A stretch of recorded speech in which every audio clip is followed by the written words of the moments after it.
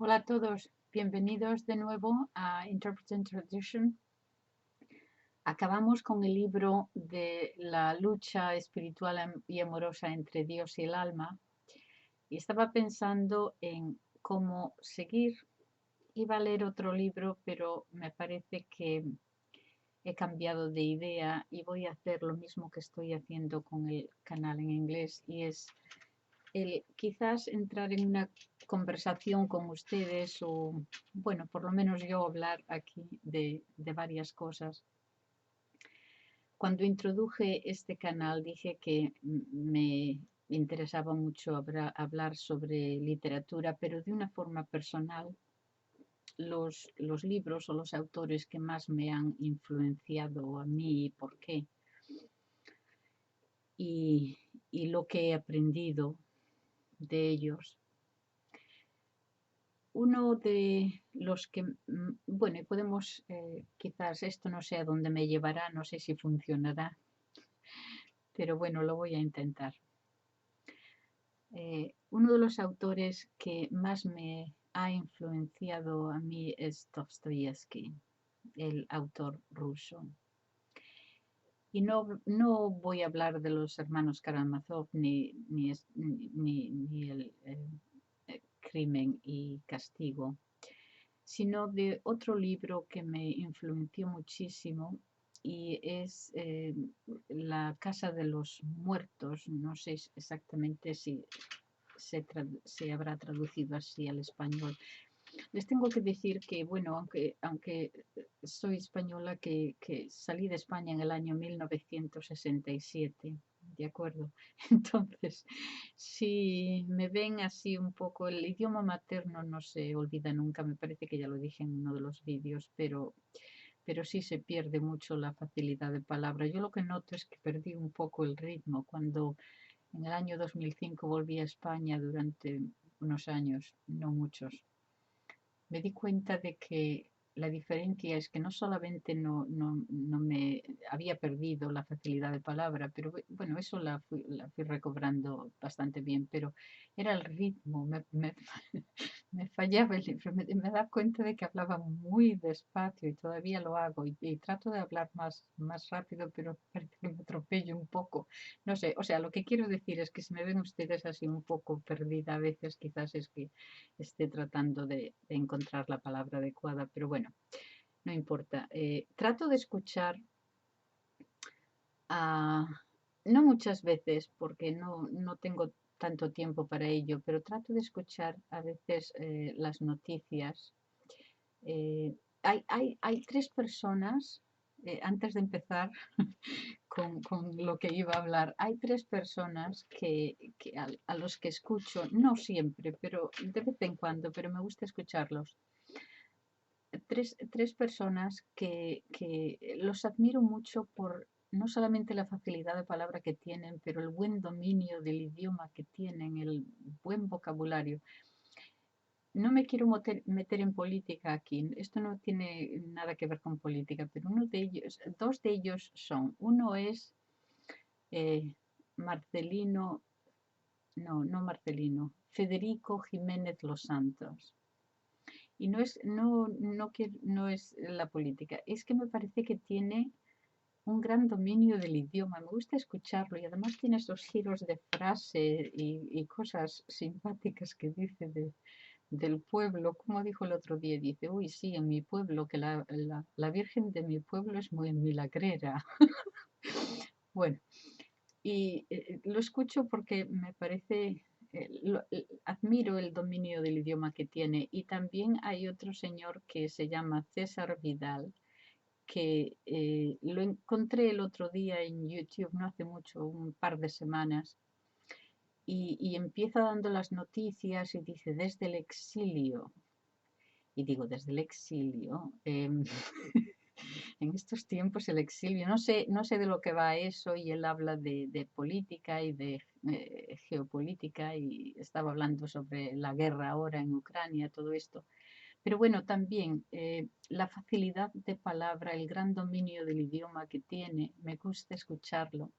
Y después hay otro, y no se lleven las manos a la cabeza, que es de un partido, no sé muy bien la cuestión política en España, pero es un partido nuevo que se llama Vox y tiene un dirigente y también, no, esto no es cuestión de política, pero lo vi una vez en un discurso que dio en Madrid y también otra vez, habla muy bien.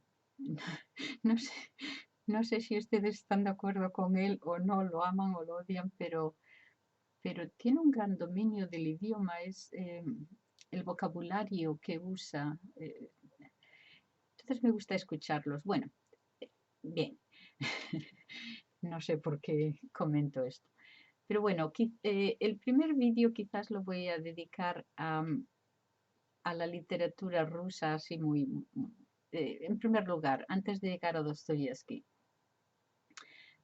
Hace muchos, muchos años, cuando yo llegué a la universidad, eh, hablando con un tutor mío, y dice, bueno, eres española, entonces ya salen las típicas preguntas de cuando vives en el extranjero y por qué estás aquí, cómo has venido y todas estas cosas. Un rollo. Ya las esperamos y de esto hace ya 50 años, o sea, pero le llamó la atención.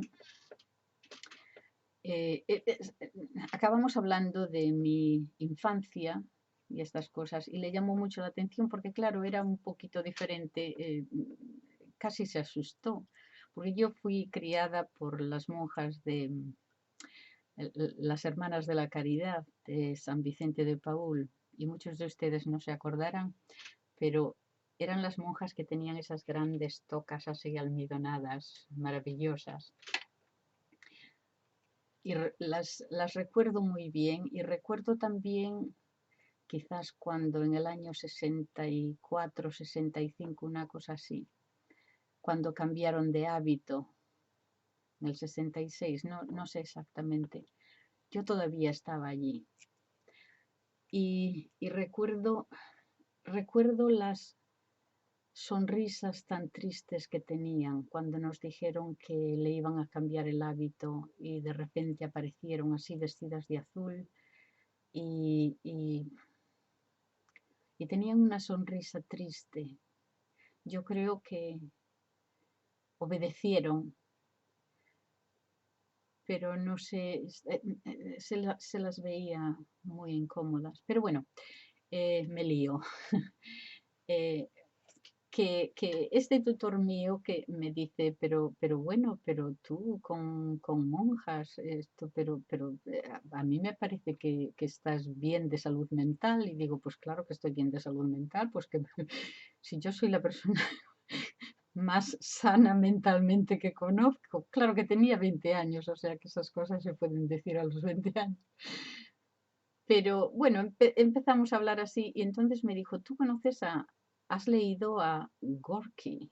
Digo, no, ¿quién es? Pues es un autor ruso, pues tú lo debes de leer. Me parece que le estaba tratando de ver la pobreza y estas cosas así y entonces me dijo, tienes que leerlo, mucho mejor que Rousseau y las confesiones. No, tú tienes que leer este.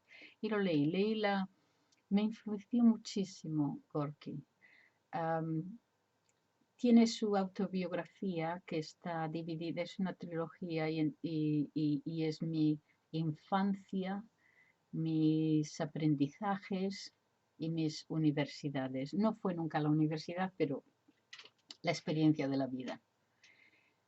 Y me influenció mucho cuando era joven porque cuenta el primer recuerdo que tiene de su infancia, que tenía de su infancia, fue de su madre llorando en el suelo, tirada en el suelo, siendo apaleada y maltratada por un hombre que me parece que era el padrastro, no sé si era el padre o el padrastro o quizás otra persona, no lo recuerdo. Pero bueno, lo que recuerda es su madre tirada en el suelo llorando y una bota aquí en el pecho, en el cuello casi, ahogándola y maltratándola. Y ese es el primer recuerdo que tiene de la infancia de su madre. Y después de lo que explica muy bien es, bueno, fue criado por su abuela y su abuela salía a pedir limosna todos los días y él iba con ella. Y esa era la vida que él conocía. Y un día, pidiendo por las calles, vio una librería. Y como hacía tanto frío, entró dentro para resfriarse del frío, nada más. Y claro, era un niño pequeño y pretendía que sabía leer y estaba mirando los libros y tal. Y cuenta que el dueño, que era un señor judío muy amable, que se le acercó y le dijo, ¿pero tú sabes leer? Y bajó la cabeza y dice, no. Dice, pues no te preocupes, yo te voy a enseñar a leer. Lo que tienes que hacer es venir aquí todos los días a esta hora y yo te enseño a leer. Y así lo hizo y fue y aprendió a leer. Y el Señor le recomendaba libros, los libros clásicos de niños, las historias y todo eso. Y dice que explica muy bien cómo eso le abrió los ojos, le abrió la mente a otros mundos bueno, que eran unos mundos maravillosos de aventuras y de cosas que él nunca había sabido de ellas, nunca había experimentado. Y allí leyó y leyó y todos los días iba a a la librería a leer estos libros. Bien, a los 11 años eh, cogió un trabajo en un barco mercante y era el ayudante del ayudante del ayudante del cocinero. Su función era pelar patatas, montar patatas todo el día. Eso era lo que hacía. Pero por la noche los marineros subían arriba y contaban historias y hablaban y se emborrachaban, allí estaba el vodka, pero lo dejaban a él estar allí con ellos. Al principio dice que lo echaban fuera, pero bueno, él insistía y tal, se quedaba allí en un rincón. Y entonces ya pues hicieron la vista gorda y lo dejaban. Entonces él empezó a coger un poco de confianza y les contaba historias a ellos de los libros que había leído y a veces inventaba historias, pero él hablaba y le gustaba. Y un día, y esto fue a veces cuando eres un niño, cuando eres joven, que alguien te puede decir una cosa que te queda ahí grabada y que te puede influenciar. Los maestros y los profesores saben de esto, que quizás no sepan, no se den cuenta muchas veces del efecto que pueda tener. Quizás a los 30 o 40 años alguien venga y les diga, oye, una vez me dijiste esto, pero en ese momento no se dan cuenta. Bueno, pues así como él contaba sus historias y tal, pues este marinero le dijo, oye, que tú tienes un buen don de palabra. Tú llegarás a ser estudiante en una universidad. Estudiante en una universidad. En primer lugar, a finales del siglo XIX, ¿quién iba a la universidad? Pero bueno, esto de ser estudiante le causó una profunda sensación de yo, ¿puedo ser yo estudiante? Y cuando llegaron a la siguiente ciudad, les dijo a todos adiós, se despidió y cogió camino hacia la universidad a los 11 años y allí se presentó diciéndoles, vengo a ser estudiante en la universidad.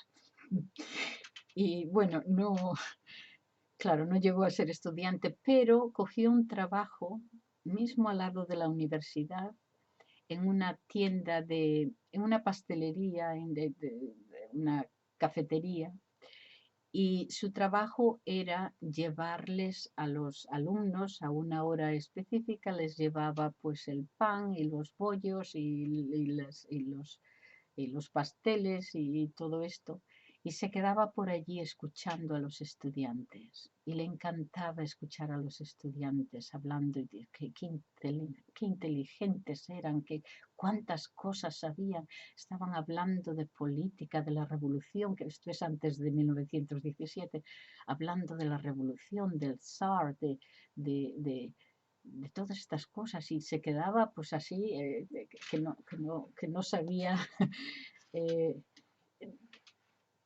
con una gran admiración. Y este es, bueno, es una historia larga, pero Gorky fue el primer autor ruso que yo leí y me causó una profunda sensación. Más tarde, bastante más tarde, empecé a leer a Dostoyevsky. Y es uno de mis autores favoritos. Y les digo por qué.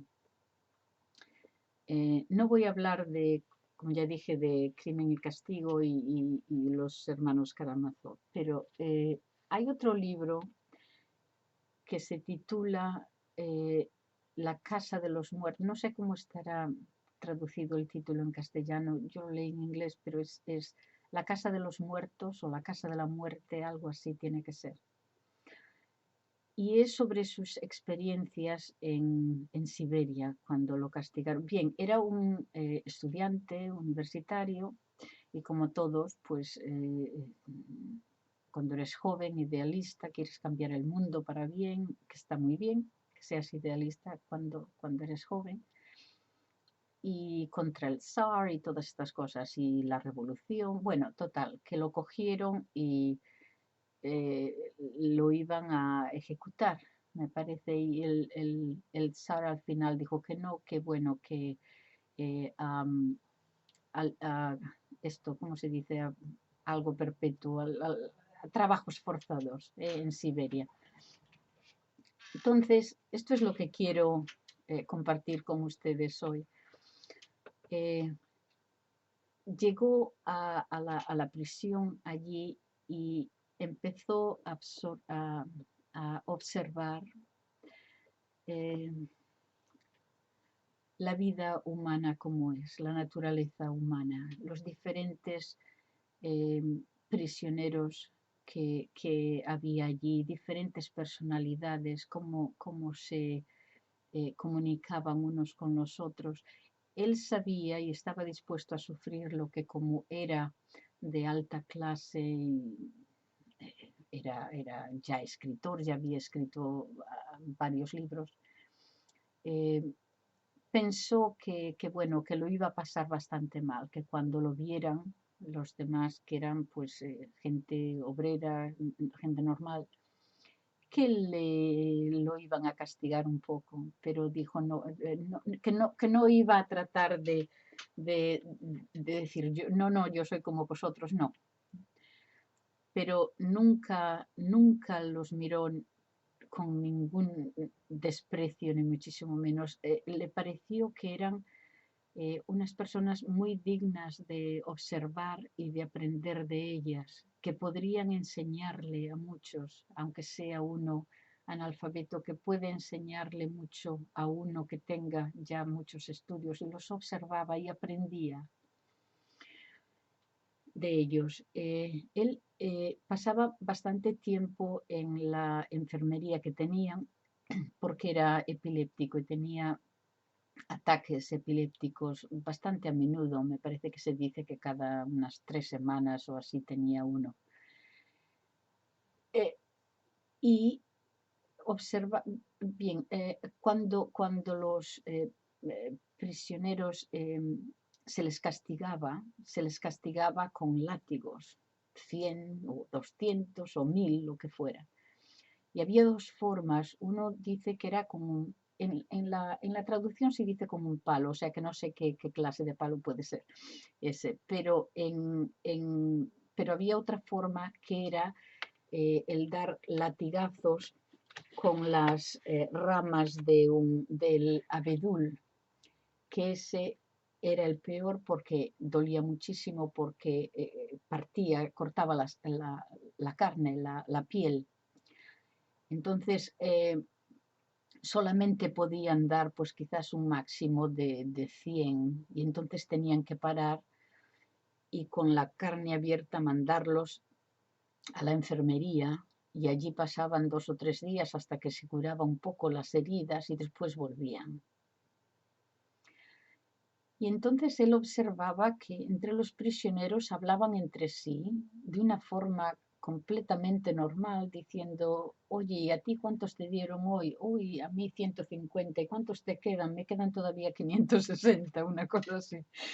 Yo ya, a mí solamente me quedan 100 y hablaban así de esto de una forma normal. Recuerden que la servidumbre, bueno, no era esclavitud, pero sí, los siervos eh, se hizo, esto se hizo ilegal en Rusia en 1861 y esto lo que en Dostoyevsky era un poco antes o quizá más o menos en ese tiempo. Entonces los prisioneros pues tomaban esto como cosa normal que era para ellos y hablaban así de los latigazos y estaban medio muertos todos. Pero él empezó a observar otra cosa y era entre los que ellos llamaban verdugos. Estos eran los que su trabajo era el de dar los latigazos, ese era su trabajo. Y entonces lo hacían. Y lo tenían que hacer porque si no, pues se lo darían a ellos. Pero notó que él lo resume más o menos de esta forma. Notó como 4 etapas en la psicología de estos verdugos. Al principio daban los latigazos, pero él notaba que ellos eran conscientes del dolor que, que le hacían al prisionero. Se daban cuenta, eran conscientes del dolor que ellos causaban. Hacían su trabajo, 1, 2, 3, hasta lo que fuera, 200, pero eran conscientes del dolor que la otra persona sentía. Pero dice que después se acostumbraban. Esta es la segunda etapa. Se acostumbraban a ello y entonces ya empezaban 1, 2, 3 y no había ahí ya empatía alguna. Ahí hasta lo que fuera, 500, pues 500. Y después hay una tercera etapa, dice Dostoyevsky, en el que después de haber, cuando la empatía ha acabado, la tercera etapa era que se daban cuenta y eran conscientes del poder que tenían. Entonces lo que querían es que cuando tú ibas allí como prisionero y ellos te tenían que dar los latigazos, lo que querían es que el prisionero fuera consciente del poder que ellos tenían. Demandaban respeto y miedo. Los prisioneros ya expertos en eso y ya sabían quiénes eran, se tiraban al suelo, se arrodillaban y empezaban a pedir y a suplicar, por favor, que vaya usted, que no lo haga muy fuerte, que tengo una mujer y 15 hijos, lo que fuera. Pero bueno, les pedían allí, era una forma de decir, usted es poderoso, usted tiene poder y míreme a mí aquí implorando. El verdugo necesitaba eso. Claro que lo iba a hacer de la misma forma, pero necesitaba saber eso. Los prisioneros nuevos, los novicios, que todavía estaban orgullosos, o sea, decían, yo no voy a suplicar, ni voy a llorar, ni voy a hacer nada, no, yo me aguanto ahí, pero no. Si no suplicaban, si no pedían, si no se humillaban, les daban más fuerte. Lo que el verdugo quería es forzarte a que reconocieras su poder.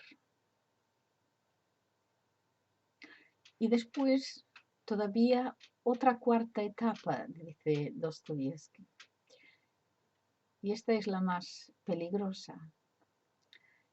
Y esta cuarta etapa consistía, y notó que les pasaba a todos, que ahora sentían placer de dar dolor a otra persona. Les causaba placer. Entonces, él dice que esta etapa es muy peligrosa porque cuando te causa placer es como una droga, necesitas más y más. O sea que un día o una semana puedes hacerlo de esta forma, pero después necesitas más. Es como una droga, que los que se drogan, que necesitan más cantidad o lo que sea, pues ellos necesitaban el causar mucho más dolor. Y lo que le asustó un tanto fue que eso notaba que les ocurría a todos, que empezaban con una cierta empatía, tenían que hacer su trabajo, pero terminaban con un sadismo enorme. Y esto es lo que yo quería comentar hoy, porque estamos, yo no sé lo que ustedes, quizás me pueden dejar algún comentario si esto les interesa. Yo lo que noto ahora en todos los cambios que han ocurrido en el mundo con todos estos cambios, yo ahora estoy en mis años 70, o sea que ya he visto varios cambios. Pero en el cambio político, por ejemplo, yo noto que no hace tantos años, quizás incluso no más de 20 años, que los que tienen poder, digamos los políticos, pero los que tienen poder sobre los ciudadanos, si cometían algún error, por lo menos en los países que yo he vivido, si cometían algún error o si se les cogía, por lo menos, había una cierta vergüenza o un cierto sentido de honor o no sé cómo lo explicaría, pero de dignidad humana, una cosa así, que pues dimitían de su cargo o por lo menos no se aplaudían a sí mismos, no se sentían orgullosos de ello, había una cierta vergüenza asociada con ello. Y yo lo que he notado ahora, no sé si ustedes están de acuerdo con esto, yo lo que noto ahora es que los que están en el poder, esto falla ahora. Me parece que sienten un cierto, no sé cómo decirlo, que no les importa demasiado lo que pensemos los demás, los ciudadanos. Es como si dijeran, sí, bueno, y he hecho esto, ¿y qué? ¿Y qué vais a hacer vosotros?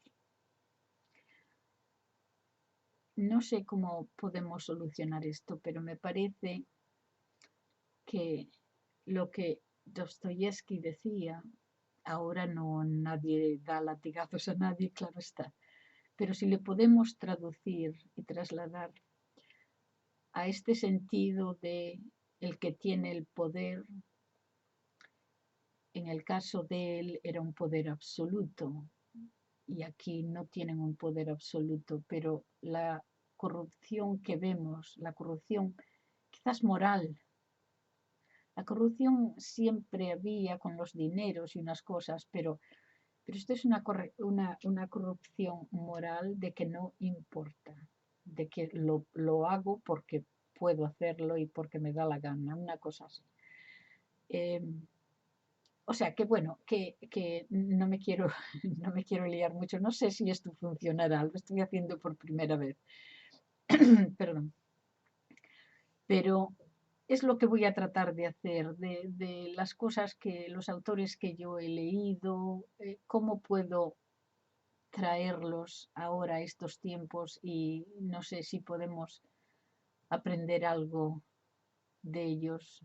Los grandes libros siempre son grandes porque siempre nos dicen algo en cualquier edad que vivamos, ¿verdad? Miren, el Quijote, si lo leen de jovencito, pues se ríe por todas porque es de reír todas las cosas que hace Don Quijote. Pero si lo lees a los 30, quizás ya no te ríes tanto y empiezas a pensar en lo que el autor nos está diciendo. Y cuando llegas a los 70, como yo, ya es quizás incluso triste el ver, bueno, triste quizá. profundo y triste.